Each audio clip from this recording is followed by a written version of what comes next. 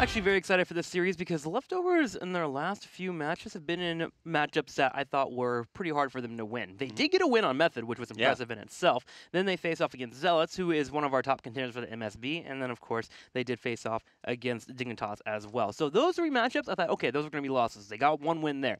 Now, this is a matchup that I look at and say, you know what? They could walk away with a 3-1 here or take it to a Game 5, 3-2. Anything could happen here for sure. We talk about how Europe is so close together, and I think it's proven every single week that we come here into the studio and watch these games unfold in front of us.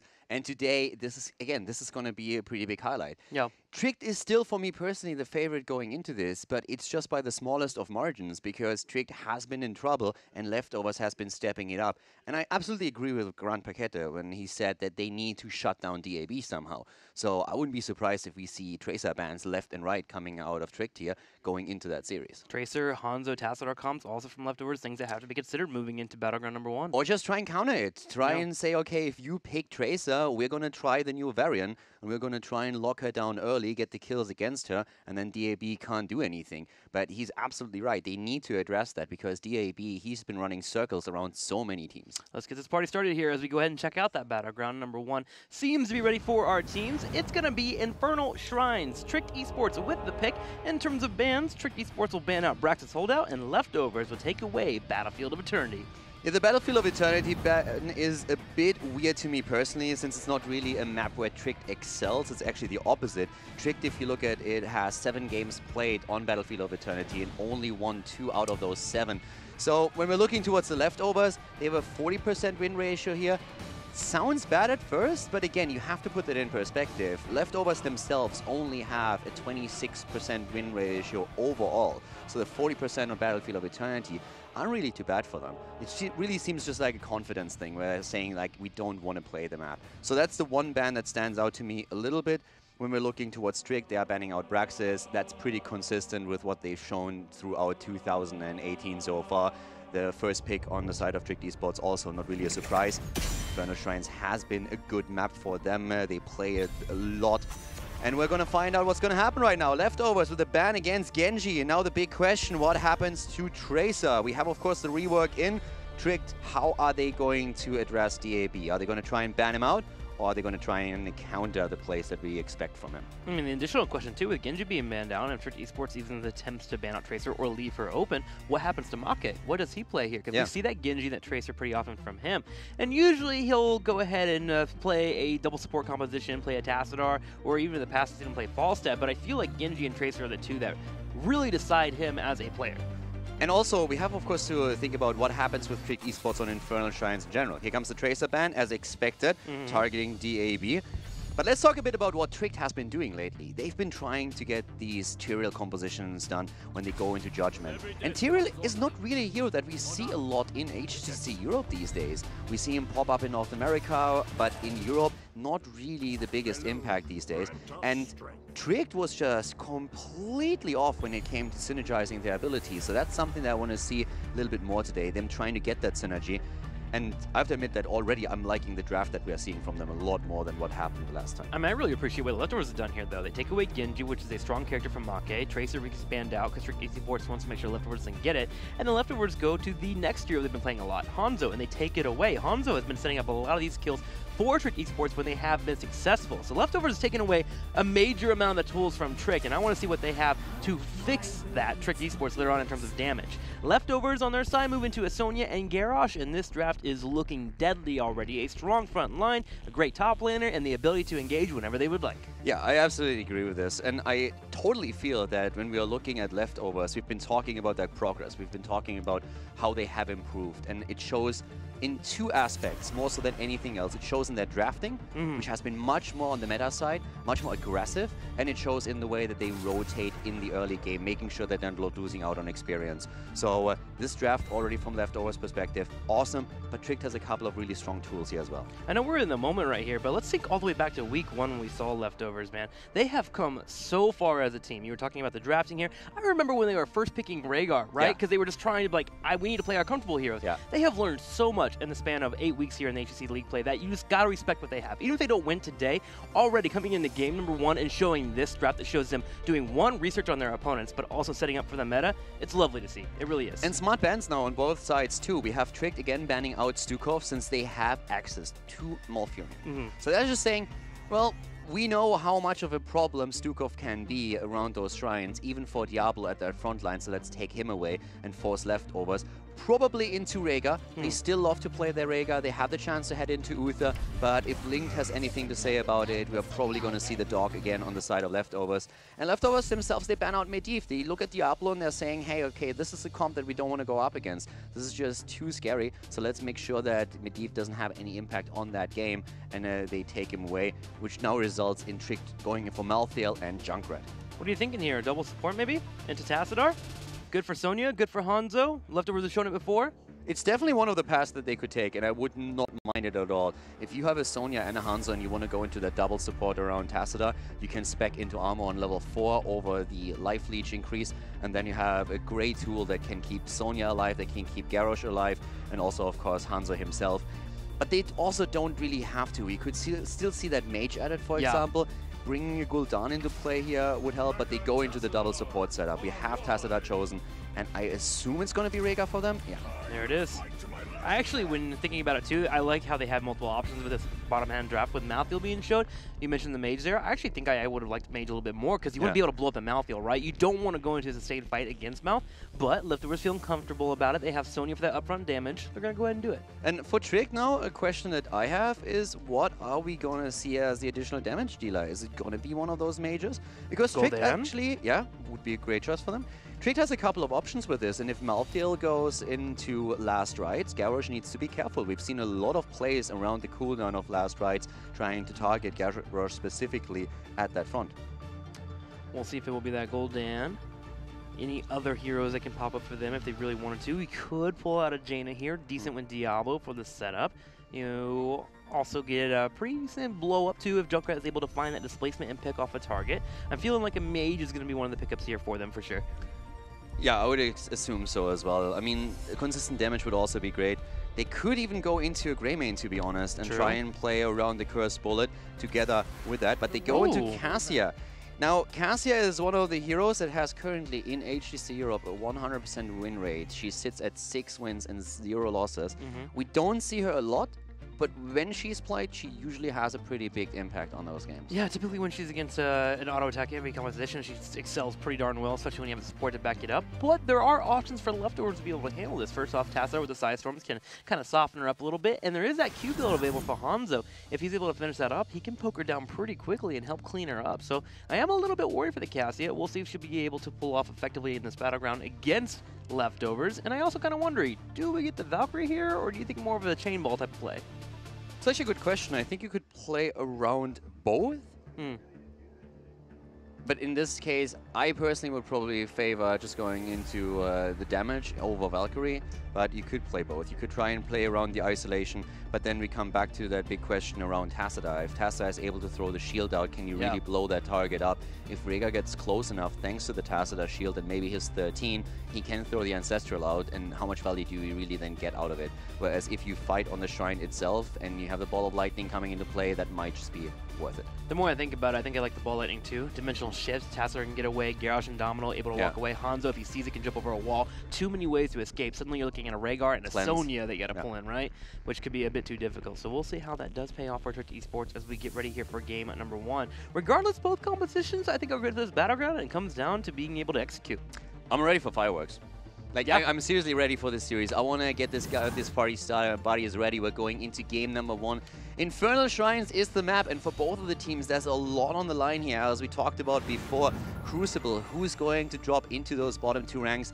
We're heading into game number 1, ladies and gentlemen. We are in Infernal Shrines, and to the left side, Trick Esports going up against Leftovers. We see Crosby on Cassia, Alex the Pro G on Malthael. We have Make on Junkrat, Garampakete on Malfurion, and Remaball up at that front line on Diablo, the Lord of Terror himself. And on the right side of the map, in the red, it's Leftovers. Bleckney playing Tassadar, DAB playing Hanzo, Laber on Garrosh, Link with the Rhaegar, and Podibus to play Sonya.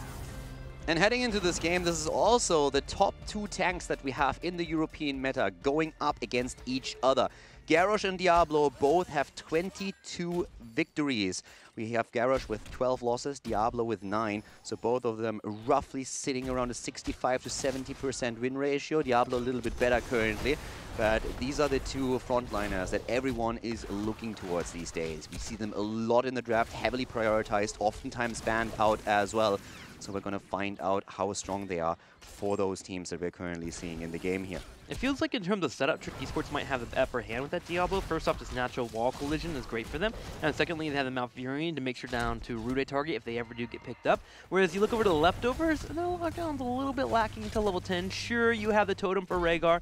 You also have the Sonya Spear to follow up, but she's probably going to be in that top lane and not in that 4-man. So I wonder if leftovers is going to even get any major kills still in the early game. Also, we have to talk about the Cassia build that we see from Crosby. We have charged strikes taken on level 1, so we don't go into a full Q build on him at this point. Really trying to dominate around the shrines more so than anything else. For Sonya, currently her own level 1, we have by now again the focus on the auto attacks with War Paint taken.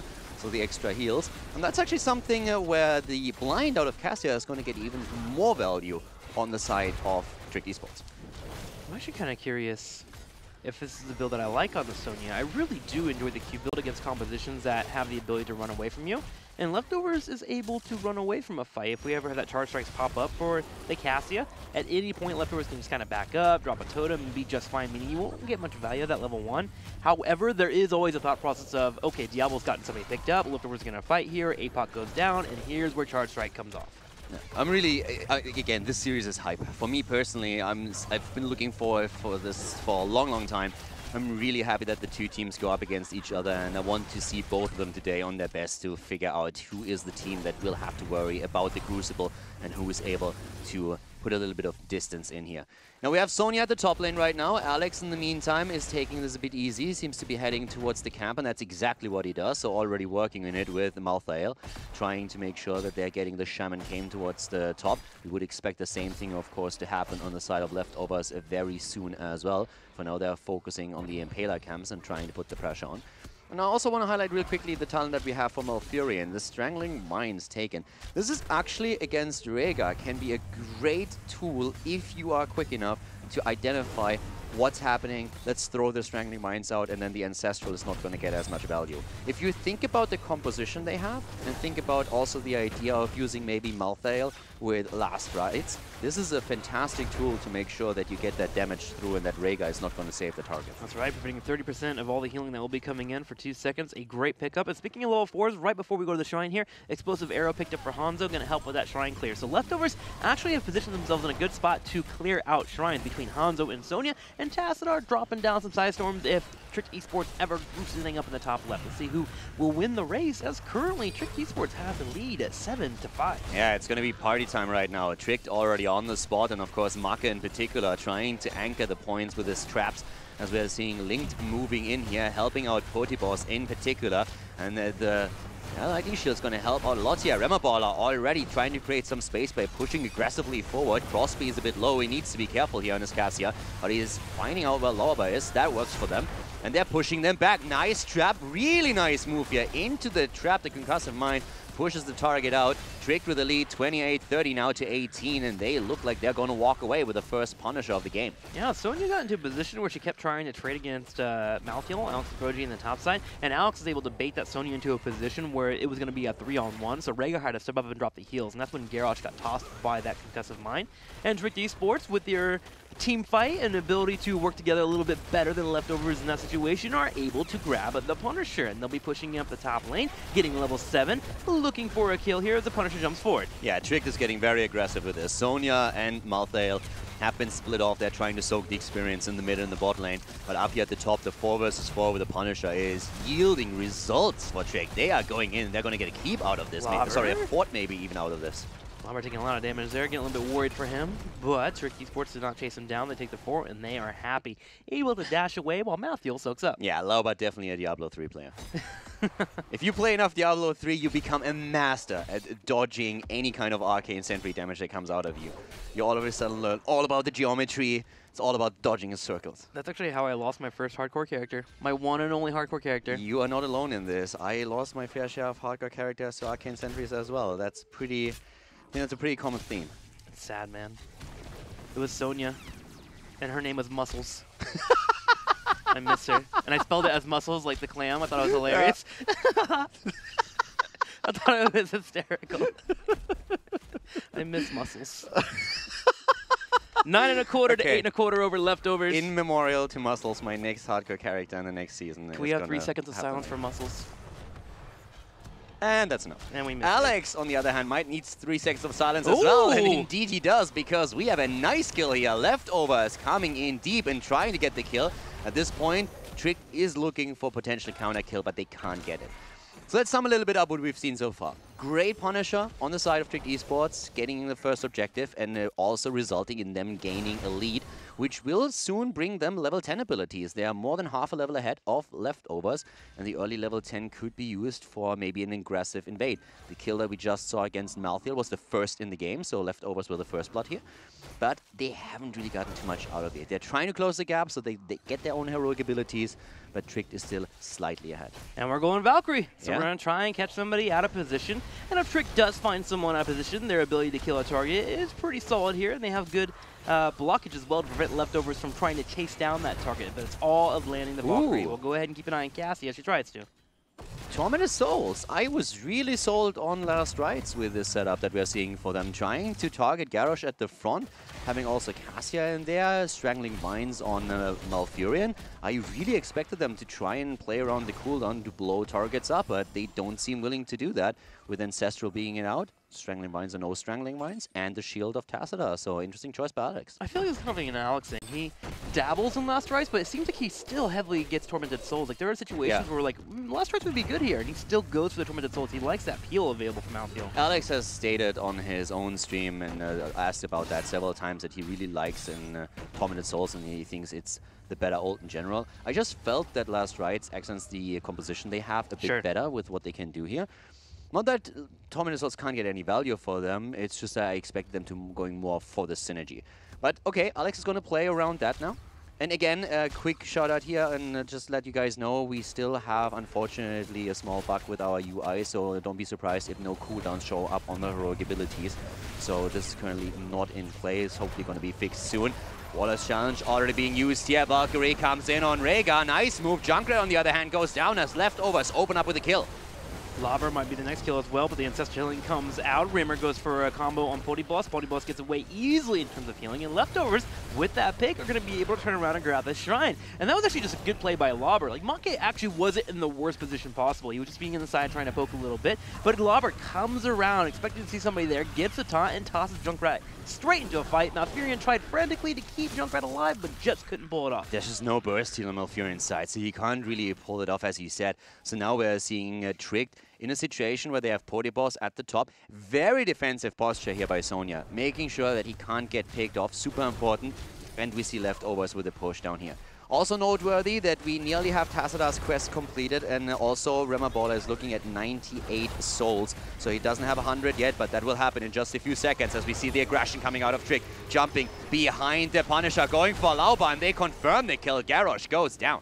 That he does. The Punisher will be next here, about a quarter of health, but it looks like he won't be able to get this fort either. As Trick Esports, with that kill, is able to put themselves in a spot for good defense. And we are neck and neck between these two teams. 2-1 to kills, 12 3/4, about to hit 13 for both of them as they continue to head towards the third Punisher's phase. Yeah, definitely a good effort here by Leftovers, especially pushing through that bot lane. They couldn't confirm the destruction of the fort itself, but they did really well here. And now we have both of them on exactly the same amount of experience.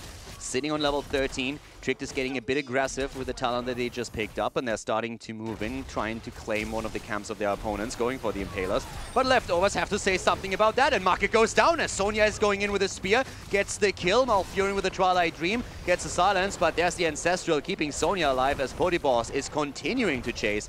They don't find the second kill, but here comes the Valkyrie, and the immediate counter kill against Tacita. Great play here. Rimmer goes in also for a combo on Putty Boss, gets down the route, and they're going to be find 2 kills, maybe a third here. Lobber running away as he's being blinded. Alex Pro G going in for a little bit of harassment. There's Rimmer, there's the toss. Lobber looks to be the next, but he is Garrosh. He is holding on well with that 42 armor, but still a bloodbath between these two in the last 20 seconds. A really nice turnaround by Tricked. It looked for a long time as if Leftovers might be able to get the second kill after they initially took down Maka on Junkrat, but then the turnaround. Cassia with the Valkyrie, getting Tassadar and the immediate blow-up against her. Very well played by Trick, getting a 2-for-1 trade here. Now setting themselves slightly ahead in experience, but yeah, good effort from Trick. Definitely fighting for every single inch of the map now. Rimmer looking angry, man. Going in for these combos is about to get better for him. Remember that level 16 about to hit. He goes in for a combo on a minion in the middle, just destroying everything he can that has a health bar. Trick Esports, a little bit of head experience thanks to those kills now, about 14 3/4 to the 14 1/4 for Leftovers. And with the Shrine spawning in the middle, that'll be their next point for contesting their opponent. And they're looking pretty good now. Icebox now online. Malfurion can survive any frontal damages coming his way. Looking over to Hanzo, he also has that 10-second cooldown on his level 13 as Rimmer goes in for another attempted combo. Sonya, by the way, going also for a lot of sustain here. Not only heading straight into Battle Rage on 4, which is of course the go-to for Sonya, but we have Life Funnel on at level 7 taken as well, and no escape. So it's a lot about really hunting down targets, trying to self-sustain yourself through these team fights that we're currently seeing on his side. And besides that, we still have Cassia with the adaptation on 13, going now straight into the grounding bolt, getting a little bit of a slow against opponents as well. So the chase potential that we're having from Tricked is also totally worth it. With that being said, the next shrine going to spawn in 20 additional seconds, and that is actually a bit worrisome for Leftovers, since Tricked is already heading into the level 16, only half a level away, but Leftovers trying to find experience at the bot lane. Good reaction from them, getting a quick rotation going, taking the fort out, and that delivers a huge chunk of experience into their hands that should allow them to keep up with Tricked and not fall behind in the talent. Yeah, very smart play there. The 16 very close for both of our teams. In the middle wave, they'll both took experience. We have the Merc camps being in the top. Tricked is looking to be able to get that top lane pushing in. They have Malphite cleared it a little bit quicker than their opponents, but it's time to hop onto the shrine here. 16 hits for Leftovers, the smallest of windows for Trick Esports. Can they get a fight? Leftovers playing safe. Boss the only one in position. Rimmer gets hit here into a cleanse. And they're going in again, and we'll have the 16 for Leftovers. The double storm is now available for Tassadar. It's a huge tool. Lauber already gets access to Junkrat. Is down again. Hanzo taking him apart, but Trick wants the counter kill. They're trying to go in. Alex already with the Tormented Souls popping them. Needs to move away. Everybody on the side of Trick is in trouble. Malthael popping his own ult, but not getting a lot of value out of it, as we're seeing Leftovers take control of the shrine in the mid lane here. 33, 34 stacks already. Trick bailing out. Only 4 of them alive. They need to wait for Junkrat to come back. And Mako and Junkrat is having a rough game. It's not Genji, really it's not Tracer. You don't have the ability to immediately run away from a fight. You have some setup that you have to do, right? You have to drop down your mine and then jump away from the fight. You're just a little bit too far forward, and Leftovers is finding ways to completely delete him. 3 kills against Junkrat so far, and Market just has no impact at this point. He's sitting at 15,000 damage. Compare that to Malthael, sitting on 19k. Compare that to Diablo, who also sits at 15,000. Cassia is even on 28k. There's just no comparison here. It's a really rough battle. And Junkrat also, when it comes to siege damage, for example, trailing heavily behind Malthael, who's sitting at 90,000. Junkrat is sitting at 65,000. Compare that to DAB, for example, on Hanzo, who's already at 110. So just overall, Maka having a rough time on Junkrat here, and nowhere near the impact that we've seen from Junkrats in the past. Now, with that being said, if he plays a little bit safer here, the Riptire is still available for them. I would love to see a Riptire come in the middle of the fight. The one time that has happened, Esports was able to dominate that fight and get a couple of kills and be able to get back in this map. So look for that Riptire, and we'll see if we get a combo to eventually come out, especially on the heels of Rimmer Baller, who is playing Diablo very well right now. We're heading into the bottom right, working on these mercenary camps. Trick Esports is positioned for a fight. Leftovers attempting to set up a concave as Blackney comes around the back left.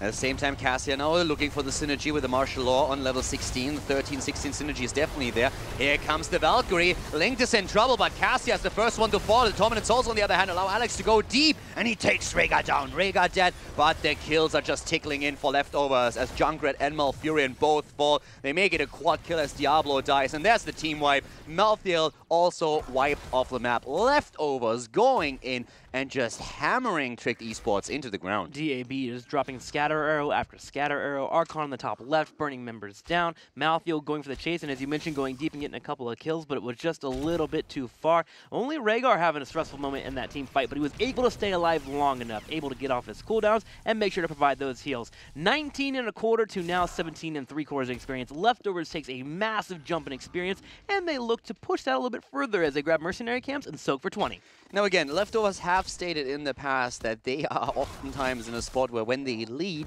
they don't really know, okay, how do we maximize what we gain? How do we maximize the gains? How do we drop those keeps? How far can we go? How much can we push the envelope? Just because they are used to being the team that tries to play from behind, that tries to get that one fight going and then try and snowball it a little bit. But now they are in a situation where they are going to hit the early level 20. They have a 2-level lead of their opponent. We have Leftovers on 20 in the second and Trick Esports on 18. So Leftovers, their job is to use the advantage that they have now with the Storm talent that they're going to have any second to try and drop a keep at least. That's what you're aiming for. You always want to make sure that you at least get keeps while you are this far ahead. Yeah, it's certainly a skill to learn. The how do we win this from when you're losing to how do we not lose this when you are ahead. And Leftovers right now are going with the how do we not lose this, but they're playing a bit on the safer side. They're grabbing on the Merc camps, grabbing those, getting them pushing. It seems like their way of getting a keep here is to try and burn down the Shrine faster, and that's their answer to get that keep. Yeah, try and open up the bottom lane a bit, maybe even already drop a tower so that you have an easier time with the Punisher, and now Leftovers can make that play. But I like the aggressive stance that they have over here. They're trying to take this one away, and they want that fight, and they're getting it, and at this point it looks bad for Trick as Diablo goes down already. A second kill could come in Riptire with a bit of damage, but Rhaegar is still alive, has to be careful against Crosby, but Cassia gets deleted as well, and Leftovers, they steal the Shaman camp away, which means that Trick is now being pressured at the top lane by a double Shaman camp. Leftovers took their own already a bit earlier, so they have to react, and that is a free Shrine down at the bottom. I would love for Leftovers to even be a bit more aggressive towards the wall. Yeah, put Sonya on the Shrine and have the rest of the members push. And, oh, look, they're actually doing it here. Grouping up. They're keeping that Archon up as well for the level 20. This is the play that you want from Leftovers. Open up this wall. That way you can take away the keep. But I got to say also, that decision from Trick Esports, why would you stay out there in the top left corner? I mean, you're a full 2.5 levels behind. Sure, Diablo can be strong. Sure, you got AoE damage. But why even risk it? I think the hope was really that around Apocalypse and Tormented Souls, they could get enough with the Twilight Dream. You know, the clustered position that existed there. But yeah, that backfired heavily against them. And now great push here. So you need to be careful because Cassia is going to come back. They pushed pressure onto the keep already. Here's the Punisher. Now you just wait for the Punisher to come in and you 5-man it. You have the level 20 advantage still. Trick is an entire level away from getting their Storm talents. But this is really where the minimum that you want to get out of it is the keep, but you're trying to go for core. You're trying to find the kill and then end the game. This Archon is still in a great position to continue keep poking here, keeping that full duration up. Punisher goes in, jumps on Alex, he's able to cleanse himself. He goes in with the Tormented Souls. They're going to try and fight right here, right now. Riptire to follow up. It gets but to keep low, but not enough. Alex Aproji gets bitten by a Rhaegar as he nips him to death. The Wolf goes in and confirms the kill, and that's now 5 versus 4. The keep is down. They're trying to bait the Punisher into the middle, and that works out for now. But the core is already assailable. Kidney is still on his Archon. He just doesn't drop it. And now we are seeing Leftovers trying to end the game here. Trick Esports with everything they have, trying to prevent it. But Grand Paquette is about to fall, drops the Twilight Dream. Marker also moving out. Apocalypse comes down, but the core is down to 40% already. And this is looking bad for Trick Esports. Leftovers, they're going for the core. They drop Diablo, they drop Cassia, and they are going to end this game. Leftovers in the lead against Trick Esports. And they mentioned it in the interview. They want to make sure coming out firing in game number 1, and I believe that they actually did that. Yeah. Every time they went for a fight, they were able to find a kill or two. Even when Trick Esports answered back with their own kills, Leftovers came back swinging, and we need that from them. We need that fire, because it shows that when they pull it off, they can get it done. And Trick, they need to get their act together here now. The worst thing for them is to would fall apart now mentally as well. Leftovers, they are here to win. They realize all of a sudden, guys, we can make it out of these crucible spots. The entire season, what have they said in every single interview? We're here to learn. We're here to improve. Yeah. We're trying to get better. And if that means that we are still at the end of the season in a crucible spot, that's fine, because we just take all the practice that we can get right now on an HGC level, the regular practice in scrims, the experience in those games, to set ourselves up so that even if we go into the crucible, we will be such a strong team that nobody coming through the open division can challenge us. And now all of a sudden they're looking at this and they're like, boys, we have a chance here to not even have to deal with that. It all starts today. The schedule for the next couple of weeks for Leftovers is something that is definitely winnable for them, but today is where they have to get their victory.